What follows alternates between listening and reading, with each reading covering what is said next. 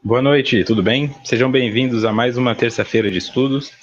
Terça passada não fomos capazes de estudar em razão de raios e trovoadas aqui na região da Grande São Paulo. Mas hoje, por enquanto, o tempo só está fechado, né? Ainda tem grande chance de termos sucesso, ok? Boa noite, então, a todos vocês que estão acompanhando na Rádio Amigo Espírita, sejam muito bem-vindos.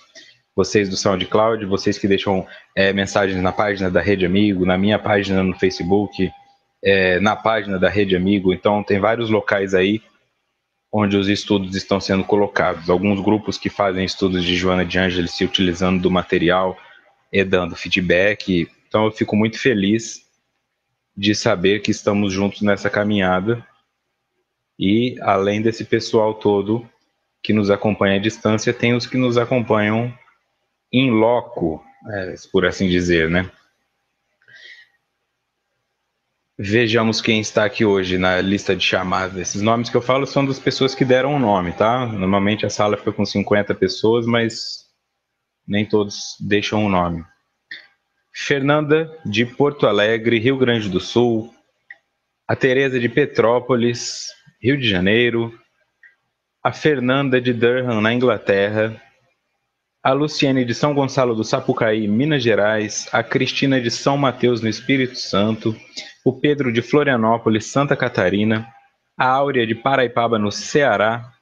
A Marisa, do Rio de Janeiro, capital. A Noêmia, de Belo Horizonte, capital também. O Bruno, de Boa Esperança, Minas Gerais. A Isabela, de Franca, interior de São Paulo. E o Elson Miguel Pereira, Rio de Janeiro. Pessoal desejando boa noite a todos vocês aí também, o pessoal aqui do chat desejando uma boa noite. Começamos meio mornos hoje, né? Acho que uma semana sem estudar já vai dando preguiça. Vamos levantar isso aí, hein? Esse é o estudo da obra Autodescobrimento, uma busca interior, escrita por Divaldo Franco e Joana de Ângeles. A realização é da Rede Amigo Espírita e eu sou Vitor Antenori Rossi, psicólogo. Onde estamos? Estamos no encontro de número 42, capítulo 4.3, O Inconsciente Sagrado, parte 2. O Bruno tá falando que já já o chat pega fogo. Quero ver, né? Normalmente das 70 pessoas aqui, hoje tá abaixo da média. O que tá acontecendo? Desse jeito, o José Aparecido vai me demitir. Vamos lá. Seguindo então direto no estudo, ok? Direto no livro. Atingindo os níveis superiores de consciência, nos quais vivencia estados alterados, lentamente abre comportas psíquicas que se assinalam por traços dessas percepções até emergir no inconsciente profundo. Então, para quem não se lembra, nós estamos no inconsciente sagrado, né? Estamos falando de ir cada vez mais atingindo níveis maiores de consciência para o nosso crescimento pessoal, para a nossa individuação, para a nossa autorrealização, ok? A Isabela dizendo que o pessoal está de ressaca do carnaval. Atingindo os níveis superiores de consciência, nos quais vivencia estados alterados, ou seja, como é que eu sei que eu atingi um nível superior de consciência? Eu tenho que vivenciar um estado alterado. No livro, tá? Vocês que têm o livro, eu normalmente não uso essas referências do final do livro, porque eu sei que existem edições e edições, tá? Mas quem tem o livro vai ver o seguinte: no capítulo que nós estamos lendo, onde está escrito estados alterados, tem um asterisco, tá? E esse asterisco conduz ao fim do livro, ok? Vejam, estados alterados de consciência, desse lado aqui, onde tem uma explicação do próprio livro, tá? Eu estou no livro que nós estamos estudando, então eu transcrevi essa explicação lá do final do livro. Tá? Eu falo e depois eu volto aqui. Então reparem que está aqui, ó, nota do autor, tá? Normalmente é nota do expositor, mas essa é uma nota da própria Joana de Ângeles e do senhor Divaldo. Estados alterados de consciência, entre parênteses, EAC. Temos diversos estados de consciência. Os mais perceptíveis são estado de vigília, abre parênteses, plenamente conscientes dos conteúdos que ocorrem em pensamentos e ações, fecha parênteses. O estado de sono, abre parênteses, quando dormimos, fecha parênteses. O de devaneio, entre parênteses, quando começamos a dormir. Então, o estado de vigília, quando estamos conscientes dos conteúdos que ocorrem em pensamentos e ações. Então, neste exato momento, estamos em estado de vigília, tá? A não ser que você esteja dormindo aí e assistindo esse estudo em desdobramentos, o que pode ser uma vantagem. Mas, supondo que não, vamos tomar em conta que se estamos acordados, estamos em estágio de vigília, em estado de vigília. O estado de sono, quando dormimos, e o de devaneio, quando começamos a dormir. Às vezes você já se pegou assistindo televisão e você está assistindo televisão e você dá aquela cochilada. Parece que você dorme 30 segundos, assim, mas você chega até a sonhar. Esse é o estágio de devaneio, tá? Quando o teu corpo, quando a sua mente ainda não está desligada para o sono e quando você também não está acordada o suficiente para isso, tá? Então, normalmente, quando nós começamos a dar aqueles espasmos musculares, que a perna dá um tranco, a mão dá um tranco e tal, então, aquele é o momento em que o nosso cérebro está enviando impulsos para que nós tenhamos esses espasmos na tentativa de se certificar de que não estamos mortos, tá? Então, quando nós começamos a desligar a atividade para que o nosso sistema nervoso central identifique que nós estamos vivos, nós recebemos esses impulsos e por isso que dá esse tranco quando estamos para dormir. Tá? Nesse momento, esse estado que nós estamos vendo aqui de devaneio. Outros existem menos perceptíveis, já no texto. Ela pode se ampliar e permitir que o indivíduo vivencie estados que, por serem incomuns, são chamados alterados. O melhor seria dizer estados ampliados de consciência. Ok? Vocês que estão no áudio aí, isso é tudo do livro de Joana. Tirando a parte de acordar dando aqueles espasmos. Alcione, não. Elizabeth Sartori, de Cuiabá, chegou aqui, conseguiu nos alcançar. Seja bem-vinda. Então, o que nos foi passado aqui nesse texto? Que existem esses 3 estágios, mas que existem outros, menos perceptíveis. Ela pode se ampliar. Quem? A consciência. A consciência pode se ampliar e permitir que vivenciemos estados que, por serem incomuns, são chamados alterados. O melhor seria dizer estados ampliados de consciência. E aí tem a segunda parte dessa nota de Joana. Kenneth Ring, um estudioso da consciência, estabeleceu uma cartografia da consciência, usando a imagem de um cone formado por círculos concêntricos. Na ponta do cone e de menor amplitude é o estado de vigília, onde as percepções e sensações estão presas aos 5 sentidos. À medida que começamos a ampliar a consciência, outros estados acontecem, que vão desde um estado pré-consciente até o estado de êxtase espiritual, amplitude máxima e que seria a base do cone. Num dos estados ampliados de consciência, ele situa a possibilidade do encontro com entidades espirituais e guias que chamamos de transe mediúnico, onde ocorre o fenômeno da mediunidade. Isso aqui vai ficar bem mais claro, tá? Eu li rápido, mas nós vamos resolver isso aí. A Eliane disse que no livro dela não tem essas explicações. É justamente por isso que eu não as utilizo. Eu tento pegar fontes externas, porque às vezes a pessoa não vai encontrar no próprio livro e pode gerar uma confusão. Então vamos voltar lá no primeiro slide. Atingindo os níveis superiores de consciência, nos quais vivencia estados alterados, ou como a própria Joana disse, ampliados, lentamente abre comportas psíquicas que se assinalam por traços dessas percepções até emergir no inconsciente profundo. Entenderam? Essa é a distância que estamos de nos conhecer, de nos conhecermos. tá? Então, eu vou ter que atingir níveis superiores de consciência. Quando eu atingir esses níveis de superiores de consciência, eu vou entrar em estados alterados de consciência, tá?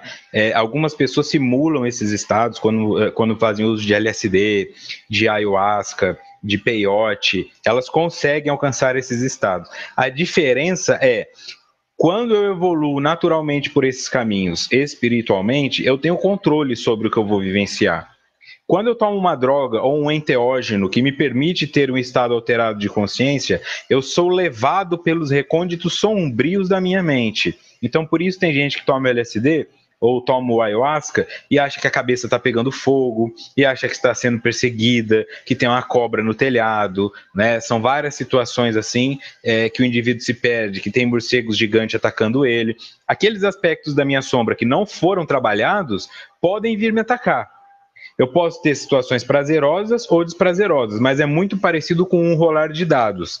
E quanto pior for o meu estado psicológico, maior será a chance de eu ter as bad trips, né? Que são aquelas viagens ruins, onde eu enxergo mais demônios do que anjos. No entanto, eu posso experimentar estágios onde eu vou encontrar coisas positivas, tá? Mas isso é jogar dados com a própria mente e, em alguns casos, a pessoa não consegue retornar daquele aspecto e mantém-se esquizofrênica ou perturbada para o resto da sua existência. Carnal. Depois de um tempo, recupera no mundo espiritual. Você falou o nome, mas o seu nome está como Alcione, então eu vou te chamar de Alcione. Elizabeth. Ok, Elizabeth. A Elizabeth pergunta se o alcoolismo pode dar surto psicótico. Surto psicótico não precisa de álcool para dar. Qualquer coisa pode te dar um surto psicótico. Quando você pega um celular, quebra ele na parede, quando você destrói alguma coisa, você está em um momento psicótico. Por isso é um surto. É alguma coisa que desconecta você da realidade. Quando você quebra um celular que é seu, que você pagou para punir outra pessoa, ou porque a sua operadora travou, a sua operadora não perde dinheiro, mas você perde. Então, se isso não faz sentido nenhum, é loucura. Então, sendo loucura, é um surto psicótico, tá? O álcool pode produzir surtos psicóticos e, como todo gatilho, pode levar à esquizofrenia, que é um estado constante de psicose com picos, tá? O esquizofrênico consegue ter uma vida relativamente normal se medicado, mas ele está sujeito a esses surtos. E sem medicação é praticamente impossível que ele viva bem em sociedade. Então, tudo vai depender dos gatilhos e da predisposição. Se eu tenho predisposição para esquizofrenia, eu tenho mais chance de ficar esquizofrênico do que quem não tem. Tá? Se eu fizer uso de enteógenos e psicotrópicos, eu vou aumentar essa chance porque eu estou mexendo com aspectos da minha mente com agentes externos. Ok? Maconha, cocaína, álcool, etc. Então vamos lá. Atingindo os níveis superiores de consciência, nos quais vivencia estados alterados, lentamente, ou seja, é um processo demorado, abre comportas psíquicas que se assinalam por traços dessas percepções até emergir no inconsciente profundo. E aí nós vamos tendo, por exemplo, epifanias, quando você resolve um problema que parecia não ter solução, quando você consegue perdoar uma coisa que parecia imperdoável. À medida que você alcança novos aspectos que curam as suas doenças, e eu não estou falando de câncer, eu não estou falando de gastrite, eu estou falando de doenças morais, a sua corrupção, o seu egoísmo, a sua falta de compaixão. Quando essas coisas se curam, são esses aspectos que estão sendo despejados. Tá? As comportas são abertas para que possamos acessar o que está lá. Vejam bem, não é para que novas coisas sejam colocadas. Muito do que nós podemos fazer está latente em nosso psiquismo. E aos poucos isso vai sendo liberado. O que algumas dessas drogas fazem? É como se elas pegassem essa comporta e escancarasse de uma hora para outra. E aí o indivíduo entra em contato com vários conteúdos que ele não tem tempo de elaborar e pode ser que a mente dele enlouqueça. O Sérgio quer saber o que é ter disposição em surto psicótico. Predisposição genética, histórico na família, histórico ambiental, no local que eu moro, com as pessoas onde eu convivo, isso é muito comum, né? Alguns países têm mais propensão que os outros, taxas de suicídio mais altas, taxas de homicídio, mas de forma geral o primeiro recurso está na sua genética. Se alguém da sua família enlouqueceu, se alguém da sua família entrou em um processo psicótico de esquizofrenia ou sociopatia, psicopatia, você tem mais chance do que os outros de ter. Como eu sempre coloco aqui, não significa que você vai ter, tá? Mas se o indivíduo tem uma predisposição para psicose na família, então ele tem que ficar mais do que os outros longe, principalmente de drogas, porque ele aumenta a chance de enlouquecer, tá? E essa chance aumenta principalmente até os 29 anos de idade. Até a casa dos 30 anos de idade, se você ainda não enlouqueceu, a sua chance de enlouquecer é maior do que se você conseguir passar dos 30 anos de idade. Significa que depois dos 30 eu estou liberto? Não, tá? Eu posso, por exemplo, estar com 41 anos de idade, aí eu deixo meu filho no carro rapidinho para ir no mercado, meu filho de 7 anos de idade, eu falo, fica aqui que eu vou pagar uma conta, aí a hora que eu volto mataram ele, o ladrão foi assaltar o carro e matou o menino.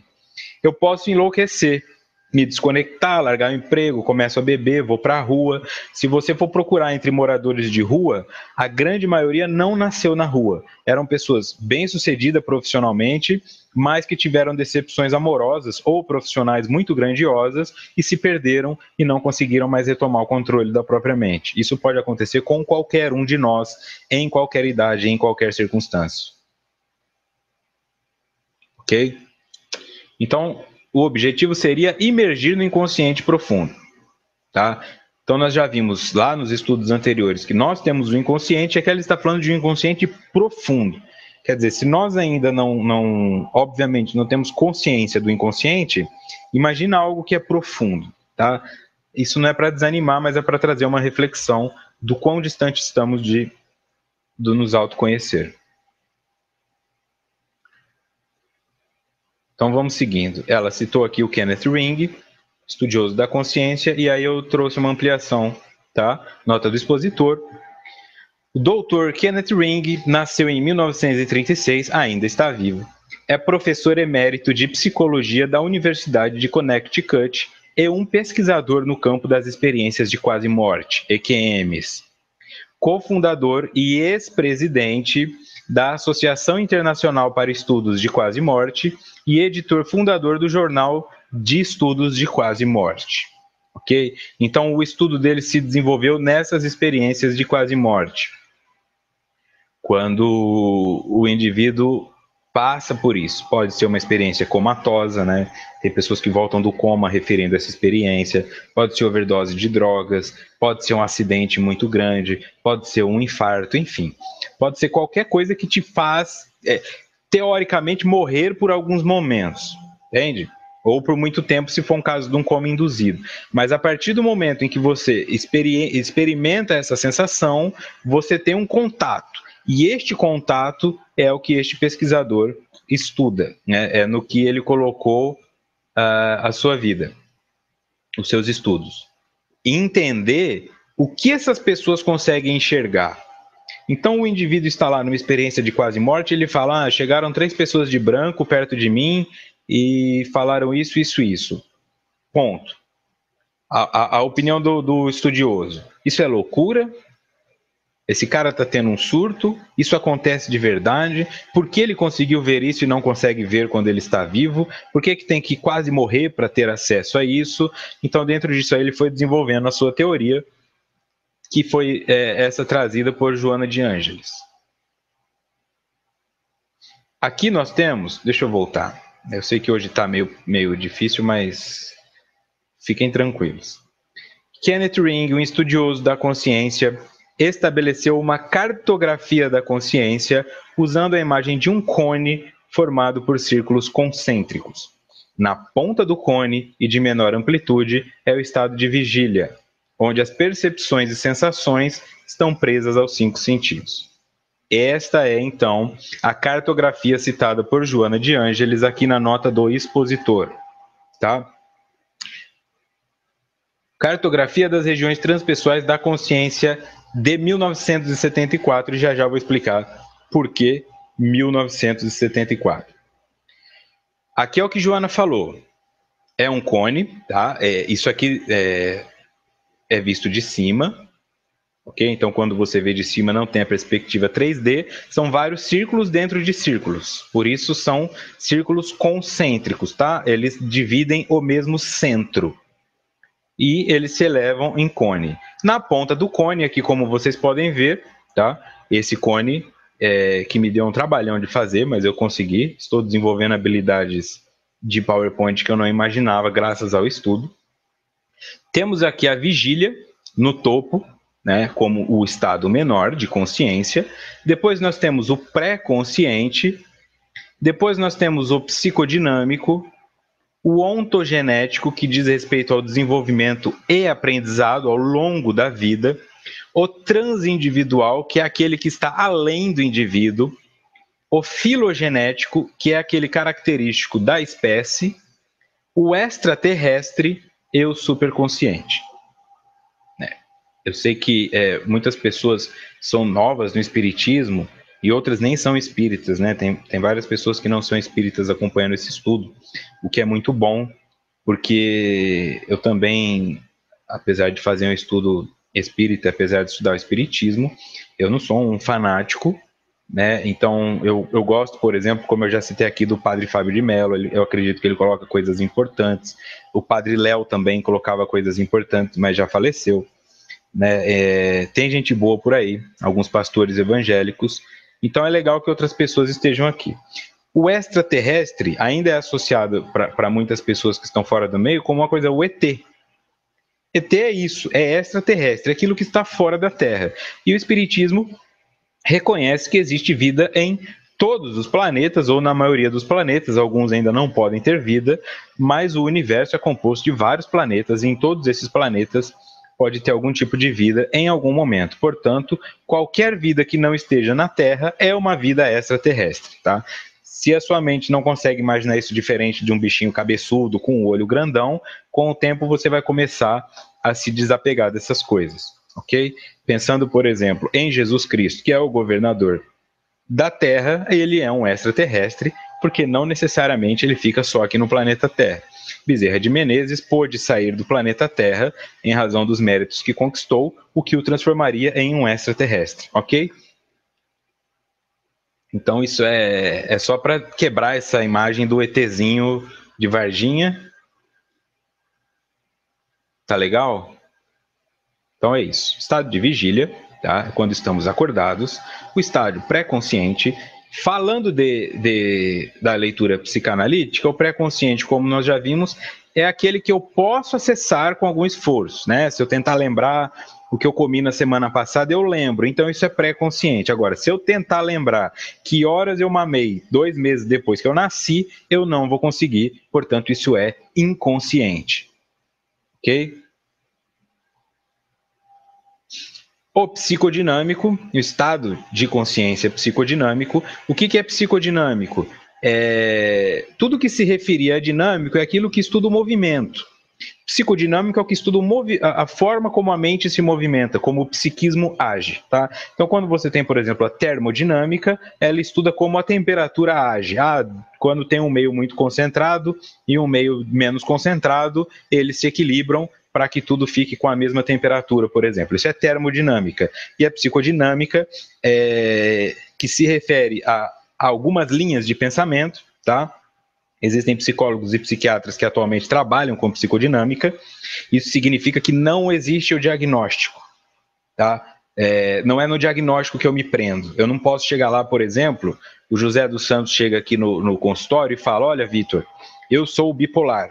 Se eu trabalho com a linguagem psicodinâmica, eu não consigo enxergá-lo como bipolar, porque eu sei que agora ele já é diferente do que ele era 1 minuto atrás, e esse diagnóstico que ele recebeu de bipolaridade há 2 anos já pode ter se transformado em alguma outra coisa, tá? E mesmo a bipolaridade que ainda possa existir nele, talvez não seja a mesma. Essa é a tendência da profissão nos anos que estão por vir. O estudo da psicodinâmica mais intenso, sem ficar preso a rótulos estereótipos. Ok? Ontogenético, aquele relacionado ao desenvolvimento e aprendizado, é o nível de consciência que diz respeito às coisas que eu conheço, tá? A partir do momento que eu nasço, o autor cita até questões relacionadas ao parto, assim, aquelas experiências relacionadas ao momento do parto que são constrangedoras e traumáticas e tal. Aquilo é um nível de consciência ontogenético. O transindividual, que aqui também vai se assemelhar muito ao inconsciente coletivo proposto por Jung, que é aquele nível de consciência que ultrapassa a mim, tá? Ele alcança a todos nós, assim, eu tenho esse nível de consciência, eu tenho esse estado de consciência, eu posso chegar a esse estado de consciência e você também. O filogenético característico da espécie, tá? Aqui nós teríamos também uma associação com Jung no que diz respeito aos arquétipos também, né? Pela forma como nós desenvolvemos na parte antropológica, ou seja, como seres humanos. O extraterrestre, que este nível extraterrestre aqui, vou voltar para vocês verem. Joana, num dos estados de consciência, ele situa a possibilidade de encontro com entidades espirituais e guias, que chamamos de transe mediúnico, onde ocorre o fenômeno da mediunidade. Tá? É aqui, no nível extraterrestre. E, por último, o nível superconsciente. Voltando de novo.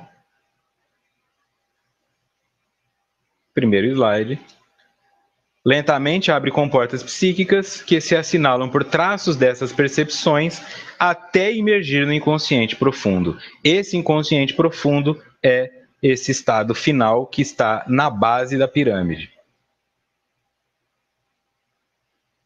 Ok? Aqui no outro slide de Joana, ó.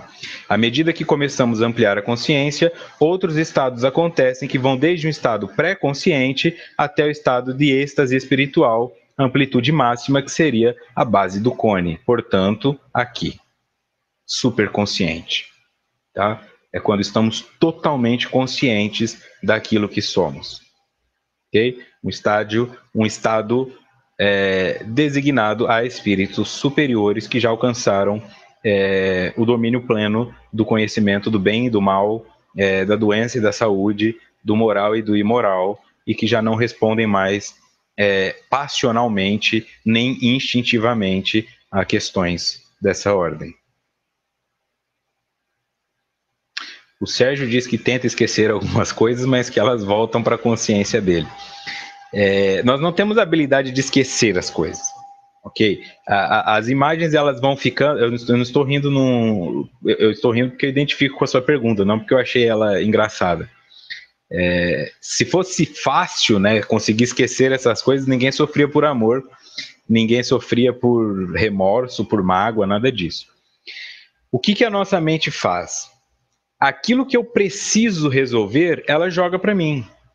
Ela joga em sonhos, ela joga em atos falhos, ela joga em comportamentos, ela joga em doenças. Quanto menos eu dou ouvidos àquilo, mais alto ela começa a gritar, eu posso chegar ao ponto de morrer em razão de algo que não foi trabalhado. Então quer dizer que a minha ansiedade vai me matar. Pode ser que ela pare o seu coração, mas pode ser que você morra de obesidade. E a sua obesidade você construiu por comer demais, por estar ansioso.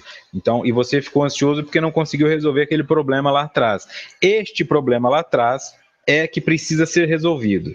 Ele vem para você resolvê-lo, mas você não resolve. Você come um bolinho de chocolate. E de bolinho de chocolate em bolinho de chocolate, você soterra esse problema e junto com esse problema, você soterra a sua própria existência e aí o seu coração para porque você está obeso. Ok? Então, qual que é o sentido disso? Quando eu tento voluntariamente jogar algum aspecto que eu não quero pro meu inconsciente, eu não consigo. Os aspectos que vão pro inconsciente, que ficam armazenados como uma energia, tá? Recalcados como uma energia que a psicanálise chama de catexia, é essa energia guardada de algo que não foi resolvido e pode se dissipar pela sublimação, por exemplo, ao pintar quadros, campos artísticos e criatividade, etc. Quando a experiência é muito traumática e o contato com ela poderia me levar à loucura ou a um desequilíbrio muito grande, aí a minha mente opta por esconder aquilo. Isso é o recalque. Por isso você não lembra de algumas coisas. E aí você volta para o local e algum amigo te conta, por exemplo, nossa, lembra aquela vez que você namorou a Paulinha e o pai dela veio para cima de você, deu o maior problema, aconteceu isso e aquilo, o cara fala, nossa, é verdade, rapaz. Eu nem lembrava disso, exatamente porque era uma situação muito traumática, ok? Então, tentar ficar jogando coisas no inconsciente é como tentar jogar uma coisa no mar. Ele vai trazer de volta e ainda vai trazer outras coisas que você nem lembrava que estava lá. Tem que tomar muito cuidado com isso. Qual que é a sugestão, então? Viver sempre no aqui e agora e trabalhar o seu problema do momento. Se o seu problema do momento é o seu trabalho, então não transforme isto em um problema no seu casamento. Se você não resolve o problema do seu trabalho, você chega em casa estressado e briga com a sua esposa ou com o seu marido. E aí você arruma um novo problema e não resolve o do trabalho. Depois de um tempo, você tem um problema no trabalho, você tem um problema com a sua esposa, e isso gera em você insônia, e aí você tem um problema de saúde. Por quê? Porque não resolveu o problema no trabalho. Ok? Temos então essa cartografia, eu pus 1974 pelo seguinte. Continuando em nota do expositor. Em 1976, o Ring remodelou sua cartografia de forma que a mesma tornou-se uma mandala e reconheceu que a região relacionada à consciência extraterrestre, portanto a citada por Joana, abrigava experiências muito intensas e outras mais superficiais. Em razão dessa confusão, dividiu essa região em duas novas. Consciência intrassomática, é com 2 S, tá? Eu escrevi errado, totalmente dependente das funções orgânicas, e a consciência extrassomática, que ocorre quando as funções orgânicas estão profundamente diminuídas. O que aconteceu? Quando ele fez essa cartografia em forma de cone, ele identificou que nessas experiências extraterrestres que envolvem a mediunidade, poderia acontecer coisas simples, como uma intuição, mas poderia acontecer, por exemplo, um desdobramento pleno, não com essa linguagem, tá? Mas um indivíduo que viu o seu próprio corpo enquanto dormia. Então ficava uma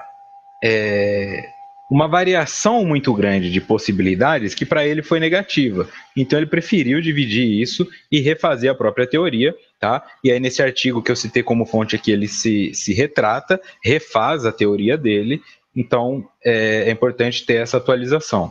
Então no que ele dividiu? Consciência intrassomática, somática é aquilo relacionado ao corpo, tá? Lembrem-se que da psicossomática é a atuação do psiquismo no corpo, soma é corpo. Consciência intrassomática é aquela que depende das funções orgânicas e a consciência extrassomática. Então, a intrassomática depende do meu corpo para que eu a tenha. Qualquer consciência que diga respeito a esse aspecto. E a extrassomática é aquela que acontece quando o meu corpo está em desligamento. Que eu estou nesse estágio de coma, que eu estou desmaiado, que eu estou em um sono profundo. Por quê? Porque é uma consciência que acontece fora do corpo. O que acontece dentro do corpo é intrassomática e a que acontece fora do corpo é extrassomática, e nisso ele consegue reduzir um pouco essa amplitude entre o que era antigamente o extraterrestre. Tá? Como é que ficou uma mandala? Vejam bem.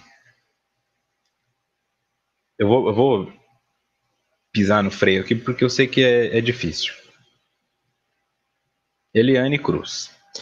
Os problemas podem gerar e serem amplificados por problemas parecidos não trabalhados?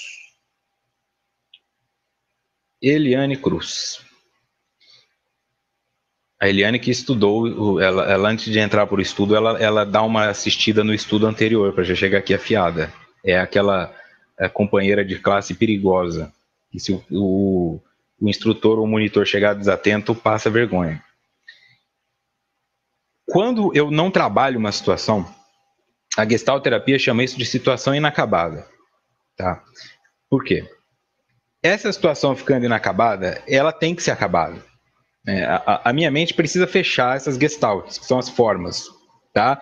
Ela precisa fechar. Quando ela não fecha, ela deixa aquilo aberto. Aquilo ficando aberto vai atuar lá na frente. Como funciona isso na prática?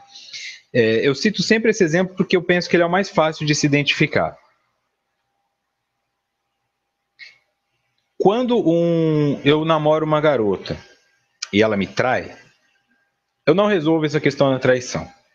Isso fica mal resolvido em mim. Tá?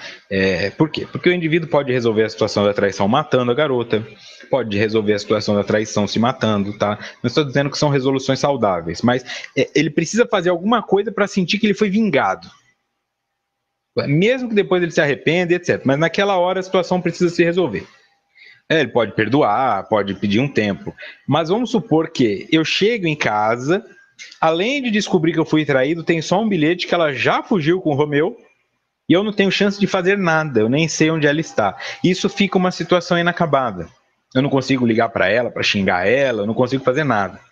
Aí eu sofro com aquilo, logicamente se eu não posso xingar ela, eu vou xingar outras coisas, as mulheres não prestam, Deus me abandonou. Quando eu estou vendo, eu estou xingando Deus. Passa um tempo, essa situação tecnicamente se resolve e eu começo a namorar de novo. As associações que eu faço com aquela traição começam a ficar evidentes. Então eu começo a perceber, bom, essa garota que me abandonou, nós ficamos 3 anos juntos. Tá? Aí quando estávamos com 2 anos de namoro, sei lá, o celular dela começou a vibrar muito mais do que o normal. Mas até então o cara não estava nem aí. Não fazia diferença. Aí ele foi traído. Depois de passar por esse processo, a próxima namorada, quando o celular dela vibrar, na mente desse indivíduo, meu Deus, quem é? Quem é esse cara aí? Com quem você está falando? Deixa eu ver. Me dá a senha do seu Facebook. Me dá a senha do seu celular. Deixa eu saber o que está acontecendo. Porque, como a situação não foi resolvida, ela precisa ser resolvida.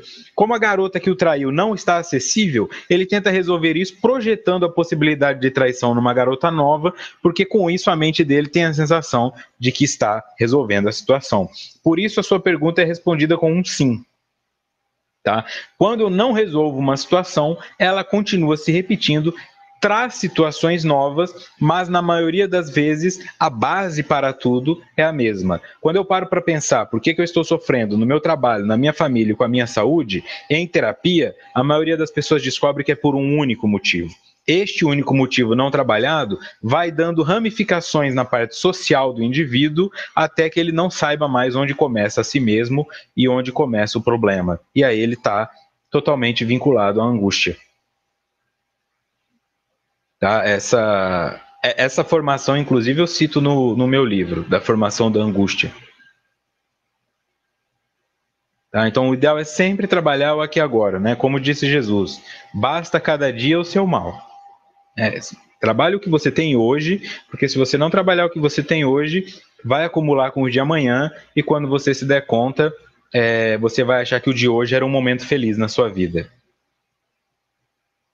Né? Tantas pessoas falam assim, eu não vejo a hora de sair da casa dos meus pais, minha mãe me incomoda muito, aí depois lá com 25, como eu queria voltar para casa dos meus pais, eu só tinha que estudar, se eu pudesse voltar lá eu faria diferente.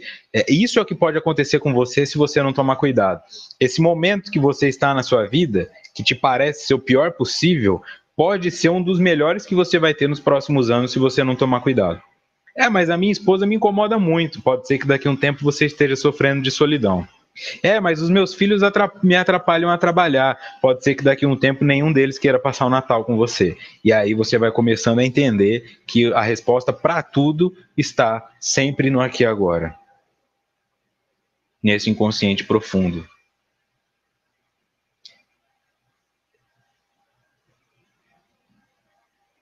Aí a companheira nova pergunta, o que fazer com anos de acúmulos? É o que todos somos, anos de acúmulos. Tá? Terapia. Não tem outro jeito. Meditação, contato, mas quando eu falo terapia, eu não estou falando vá num psicólogo, sente conversa, é qualquer terapia. Tá? Fisioterapia ajuda você a conhecer o seu corpo melhor, massoterapia ajuda você a desbloquear nódulos energéticos que vão te fazer se sentir melhor, acupuntura, tudo isso aí. A terapia que eu falo é ir se tratar. Tá? Foram anos acumulando, serão anos organizando e depois você terá a vida inteira para acumular coisas novas. O que acontece? Eu acumulo muitas coisas ao longo da minha existência e depois eu tenho dó de jogar algumas fora, porque elas têm uma representação simbólica. Ah, não quero jogar isso fora. Isso aqui me lembra a vez que eu fui lá para o Canadá, sei lá. Aquela vez que eu fui para Fernando de Noronha, ou que eu fui para o Piscinão de Ramos, ou não importa. O que importa é que essas memórias simbólicas me atrapalham a seguir em frente. Como é isso na prática? Supondo que a garota tenha tido uma mãe que era... Não, aí vai ter que ser um homem. Se a mãe que era, tem que ser um homem. Bom, supondo que seja um rapaz que tenha tido uma mãe que era ótima cozinheira. Ótima cozinheira, gostava de cozinhar, fazia as coisas dele, lavava as coisas para ele. Aí ele se casa e ele não consegue ser feliz com a esposa porque ela cozinha mal e ele fica falando, minha mãe faz isso aqui muito melhor, porque quando eu estava na casa da minha mãe, é disso que eu estou falando. Ele não consegue abrir mão daquela memória e aquela memória impede que ele tenha uma memória nova, de se divertir com a namorada cozinhando mal ou de ele ir cozinhar, já que ele acha que ela cozinha mal. Então, no fim das contas, ele fica a vida inteira procurando a mãe dele em outras mulheres e quando ele acha uma mulher que cozinha e que faz as coisas e não reclama, ele se casa e considera que está feliz.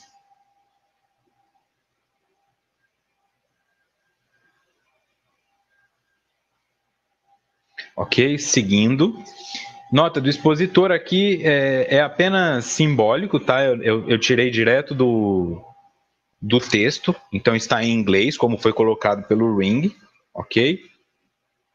Este da esquerda aqui é este cone, visto de cima, tá? Aqui no centro está a vigília e aqui na borda está o superconsciente. Aqui fora está escrito vácuo, tá? E este aqui de 1976, 2 anos depois, foi quando ele resolveu reorganizar. E aí, aqui no topo, nós temos a parte superficial intrassomática e aqui no topo aqui embaixo, a parte profunda. Aqui no meio, onde tem essas divisões paralateral, na figura da direita, é onde ele refez a parte do extraterrestre. Okay? Onde ele começou a entender que existem experiências que vão sendo experiências visionárias e experiências mais superficiais.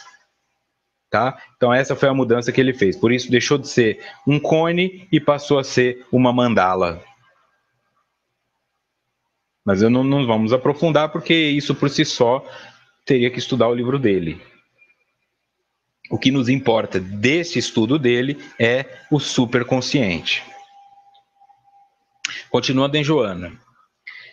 Esse inconsciente profundo, então sempre que ela falar inconsciente profundo, é a base da pirâmide do Rings.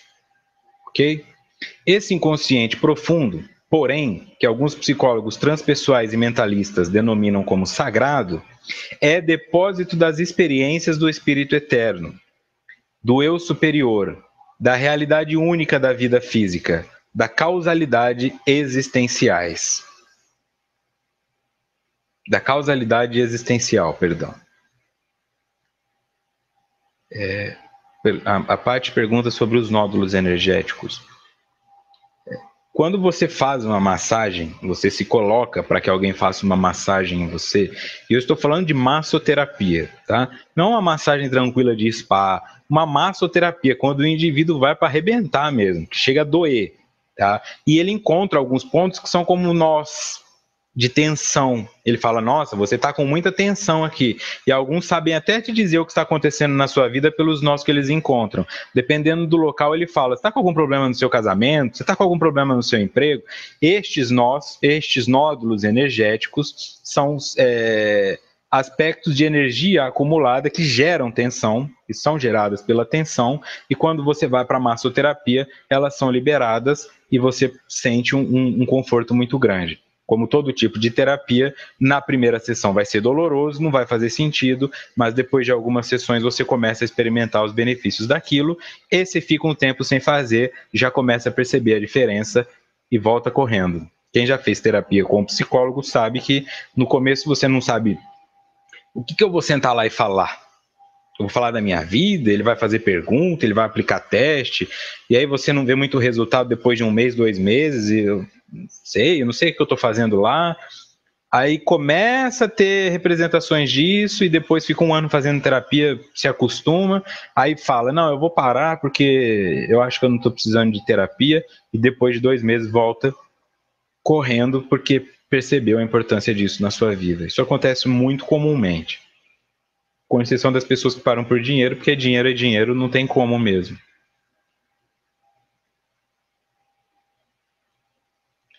Esse inconsciente profundo, que alguns psicólogos transpessoais denominam como sagrado, é depósito das experiências do espírito eterno, do eu superior, da realidade única da vida física, da causalidade existencial. Então, alguns psicólogos transpessoais entendem o seguinte: eu sou um psicólogo, você vem como um cliente para conversar comigo. Apesar do meu estado de consciência, eu tenho esse estado de inconsciente sagrado, que ultrapassa o fato de eu ser psicólogo, que é o espiritual, tá? Então, quando eu converso com você, tem as coisas que eu te ajudo a chegar à consciência, tem as coisas que eu chego à consciência ajudado por você, que às vezes na elaboração do cliente o terapeuta também se descobre, isso é extremamente comum. E tem aqueles aspectos que nem eu nem você temos contato, mas eles vão acontecer apesar da nossa vontade. Esse é o inconsciente sagrado dentro dessa visão, seria esse inconsciente profundo trazido por Joana.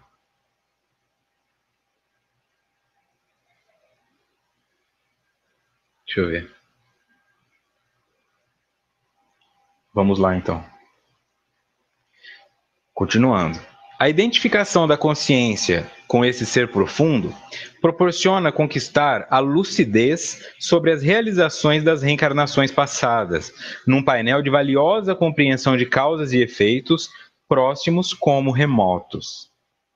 Tá? A identificação da consciência com esse ser profundo, quando eu ponho a minha consciência, torno-me consciente deste ser profundo que sou. Eu não sou o Vitor de 31 anos de idade, psicólogo. Eu sou uma coisa muito maior que isso. E quando eu falo muito maior que isso, não estou falando de uma coisa bonita, pode ser uma coisa feia. Eu posso ser um serial killer, eu posso ser um cara que tem homofobia, racismo, raiva, ódio, que queria dominar o mundo, mas eu posso ser também uma pessoa extremamente carente, que gostaria de ajudar o próximo, mas não sabe como, mas eu sou muito mais do que isso. Quando eu fico pensando, mas eu sou um cara que não tem carro, então, mas eu sou um cara que não tem saúde. Não, você é muito mais que isso. Você só não sabe ainda. Tá? Você só não consegue acessar. E por que você não consegue acessar? Porque você fica preso só nesse aspecto que te incomoda, e isso para você se transforma em uma situação inacabada. Eu queria ter um carro importado, e enquanto eu não tiver um carro importado, eu acho que eu não tenho valor. Quando eu consigo o carro importado, aí eu sinto que eu valho alguma coisa. Saio na rua esperando que todo mundo olhe para mim. Quando eu entendo que a movimentação no mundo espiritual se dá por outros meios, aí eu falo, que adianta eu ter uma BMW lá no nosso lar, se os espíritos superiores passam volitando, né? Como se fossem voando sobre o chão. O que adiantou? Aí o indivíduo que tem um carrão, nossa, esse cara ainda precisa de um carro para dirigir. Lógico que eles não vão falar isso porque eles são superiores. Mas é um modo de dizer que quando você busca se focar naquilo que te incomoda, você vive incomodado. Quando você entende que essa parte que te incomoda, na verdade, é uma lição que vai te permitir crescer, você consegue buscar recursos para lidar com ela em outras áreas. Como seria esse indivíduo? Pensando nesse indivíduo que eu citei lá atrás, eu estou com um problema no meu trabalho e eu vou chegar na minha casa. O indivíduo que se foca no trabalho pensa, nossa, minha vida não vale nada. Eu não acredito que eu tenho um emprego desse, estudei para isso. E ele chega em casa e a esposa dele, oi amor, eu não quero falar não, e não sei o quê. Esse é o indivíduo concentrado no problema. O indivíduo que não está concentrado no problema é diferente. Meu trabalho está difícil, mas ainda bem que eu tenho a minha casa com a minha esposa e meus filhos para me tirarem dessa tristeza, porque lá eu sou feliz. E aí ele chega, dá um beijo na esposa, brinca com o filho, minimiza a situação. Ele fala, ai amor, lá no seu trabalho está difícil? Está difícil, mas graças a Deus eu vou conseguir. Percebem a diferença? Aquele que só entende o problema, vive no problema e tudo para ele se transforma em problema. Ele vai perder a esposa, ele vai perder o emprego, ele vai perder a saúde, ele vai perder tudo. Aquele que se concentra no que tem, ou seja, nesse ser profundo, que já traz várias experiências, e não é um cara que, mas eu não fiz faculdade, mas você pode ser um PhD de outra existência. Então, essa experiência existe dentro de você. Você não pode dar aula de física agora, mas de repente isso te permite entender um monte de coisa que fazia sentido antigamente e que pode te ajudar a sair do seu estado. Tá? Esse é o principal ponto a ser trabalhado e compreendido aqui. A capacidade que nós temos de nos conectar com as existências passadas, não nessa curiosidade de saber o que eu fui na vida passada, mas de confiar que eu tenho muito mais experiência do que os anos de vida atuais e que qualquer situação que se apresente para mim pode ser resolvida com os recursos que eu tenho. Se eu não estou conseguindo, é porque eu estou focando nas coisas erradas ou utilizando as ferramentas erradas para isso. Por isso que serve a terapia, ou a conversa com um amigo, ou qualquer coisa, porque te ajuda a enxergar outros panoramas. Tá? É o indivíduo tentando cavar a parede com colher de danoninho. Aí vem um cara e fala assim para ele, pô, mas por que você não usa aquela picareta? Cara, eu tenho uma picareta? Tinha uma picareta lá na tua casa da última vez que eu vi, tava escondida atrás de uns pneus lá. Rapaz, é mesmo. Sabe esse momento? É isso que a terapia faz com o indivíduo. E é isso que o autoconhecimento faz conosco.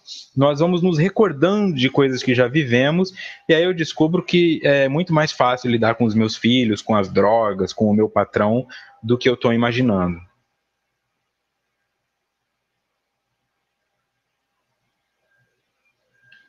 Seguindo. Diante das possibilidades agigantadas, o indivíduo lentamente deixa todos os apegos remanescentes do ego, todos os desejos, reflexos perturbadores do ego, todas as reações, persistência dominadora do ego. Tem muito hífen aqui, então eu vou ler sem os hífens. Diante das possibilidades agigantadas, o indivíduo lentamente deixa todos os apegos, todos os desejos e todas as reações. O que são os apegos? São remanescentes do ego. Eu não consigo deixar para trás aquilo que me era importante, essas memórias que eu falei. Todos os desejos são o quê? Reflexos perturbadores do ego. Porque é algo que eu não tenho e quero ter. Quero ter todas as mulheres do mundo, quero ter todo o dinheiro do mundo, quero ser o cara mais poderoso do mundo. Por que eu preciso de tudo isso? Onde foi que me faltou mulher? Onde foi que me faltou poder? Onde foi que me faltou dinheiro para que agora eu queira compensar de forma megalomaníaca? E todas as reações, que são persistência dominadora do ego. Sempre. O que isso significa? Quando eu reajo às coisas imediatamente com os recursos que eu já tenho pronto. A pessoa chega e fala, ô Vitor, mas já vem você de novo. Isso é um apego, uma persistência. Eu não dou uma chance para que a pessoa se mostre diferente. Continuando. O mal e os males não o atingem, porque a sua compreensão do bem o leva a identificar Deus em tudo, em todos, amando as mais variadas ou agressivas ou persuasivas formas de alcançá-lo. O mal e os males não o atingem. Deixam de existir? Não, mas não atingem, porque o indivíduo fica... Quando permite que passe por dentro dele, atravessa o indivíduo. Não é que bate nele e cai, ele fica etéreo. Tá? Quanto mais materialista eu sou, mais a matéria me atinge. Quando eu falo matéria me atinge, é o ciúme, mas você é minha namorada, mas esse é o meu emprego, isso é material. Tudo aquilo que eu posso pegar e levar para minha casa ou colocar numa estante é matéria. As coisas que eu não posso fazer são as etéreas, que é aquele sentimento. Você é a minha esposa, mas você me ama? Se você não me ama, então você é a minha esposa, mas você não é a pessoa que me ama.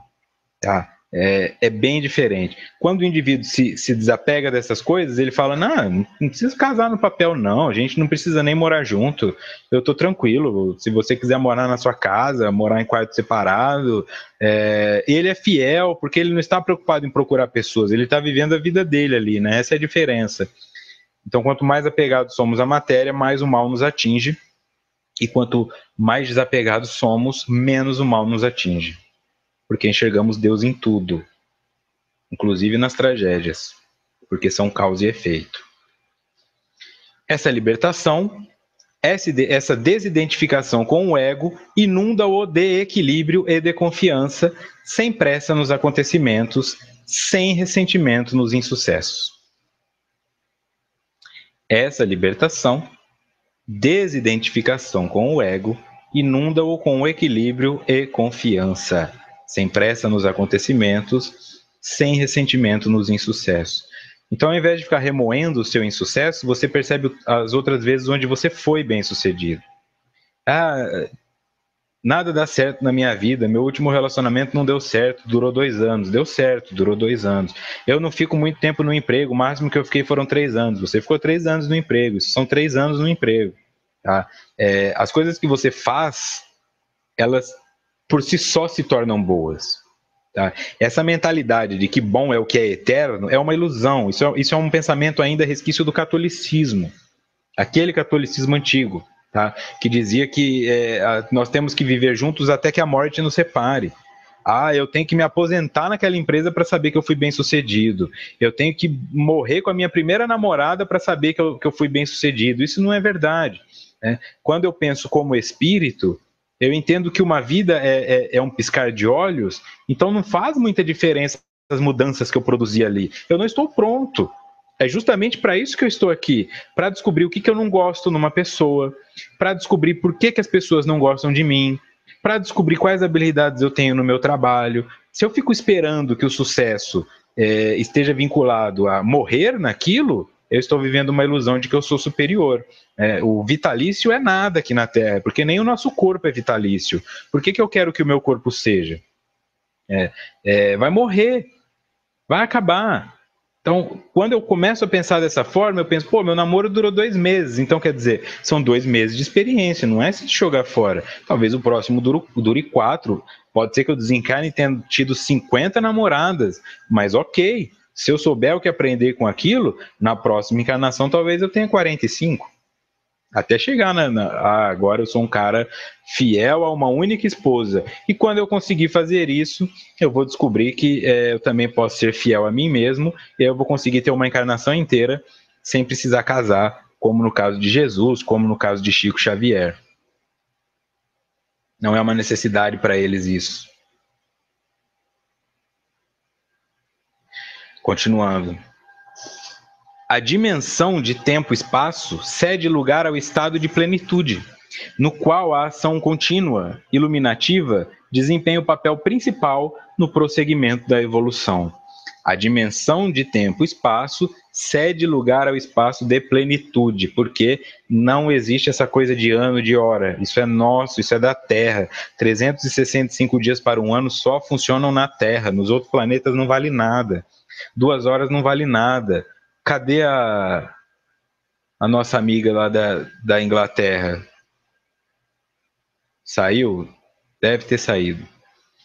Se agora são 7h44 aqui, 7h44 para ela não significa nada, porque não é esse horário. Então, essa noção de espaço-tempo que nós temos, ela é para que nós possamos nos movimentar em direção a construir as coisas, mas ela é uma ilusão. Quando eu alcanço esse sentimento de plenitude e eu começo a vislumbrar o que é eternidade, não existe pressa, porque eu não tenho lugar para chegar. Não existe linha de chegada, não existe ponto final, não existe deadline. Eu simplesmente vou continuar infinitamente.